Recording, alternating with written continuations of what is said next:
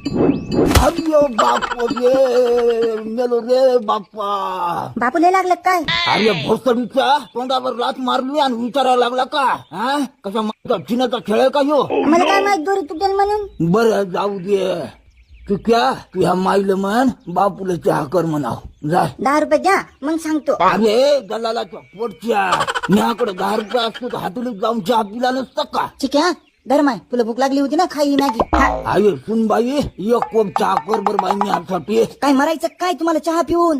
वावडा सांगितलाय ना डॉक्टरने तुम्हाला चहा. हाव का? बरोबर.